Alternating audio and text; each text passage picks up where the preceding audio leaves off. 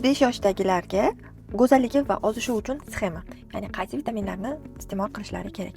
Eng birinchisi inositol va berberin. Inositol va berberin aynan insulin gormonlarini normaga qo'yish va qonda shakarni kamaytirish uchun ichilinadi.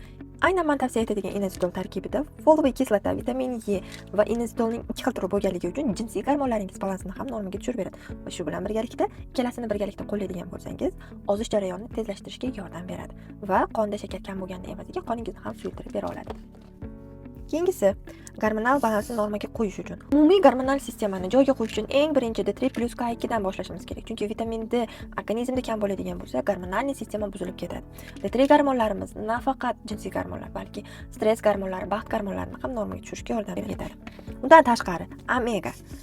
Omega bu barcha jinsiy gormonlarimizni normaga qo'yishga, immunitetimizni mustahkamlashga, jigarni tozalashga yordam beradi. Omegani bundan oldingi videolarda tushuntirib o'tganman. Agar bir inson iste'mol qiladigan bo'lsa, bemalol 7 oygacha yetadi. Halol sertifikatlari mavjud. Undan tashqari GMP va FTS sertifikatlari mavjud.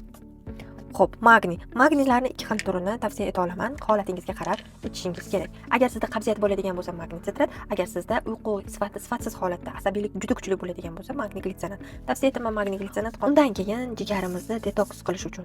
Jigarni detoks qilish uchun albatta biz alfa-lipoviy kislotadan boshlashimiz kerak. Jigar o'zini o'zi tiklovchi organ hisoblanadi, ya'ni o'zini o'zi tozalay oladi, lekin bizga yordamchi sifatida alfa-lipoviy kislota va shu bilan birgalikda rastorobsha damlamasini ichadigan bo'lsangiz, jigar yog' bosish holatlarida, vazn ketish holatlarida, aptitni bo'g'ish holatlarida aynan alfa-lipoviy kislota inositol va berberin bilan birgalikda iste'mol qilinadigan bo'lsa, juda ham yaxshi ishlab beradi. Va alfa-lipoviy kislotada L-karnitin bor. Bu aynan men tavsiya etayotganda L-karnitin bilan birgalikda ishlab chiqarilgan.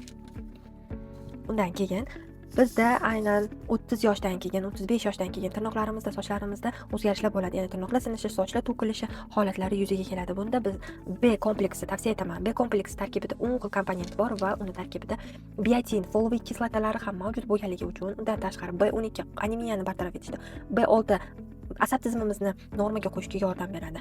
Anemiyamiz bartaraf etilgan va biotin borligi uchun soch ildizlarini mustahkamlab beradi. Foliyaviy kislota, jinsiy gormonlarimiz normaga tushadi. 35 yoshdan keyin yilda bir marta B kompleksini 3 oy ichib turishni maslahat beraman. Chunki bizda B ga nisbatan ehtiyojimiz ko'payadi. Va albatta kalsiy. Kalsiyni normaga qo'yadigan bo'lsak, suyaklarimiz ham mustahkamlanadi, tishlarimiz, soch ildizlari, undan tashqari tirnoqlar hammasi uchun javob beradi B kompleks va shu bilan birgalikda kalsiy komponent, ya'ni kompleks hisoblanadi. Kalsiyning ichida barcha vitaminlar, ya'ni kalsiyning so'rilishini ta'minlab beruvchi barcha vitaminlar mavjud. Bu ikkalasini birga ichsangiz, birgalikda effektini bomba holatida sezishni boshlaysiz.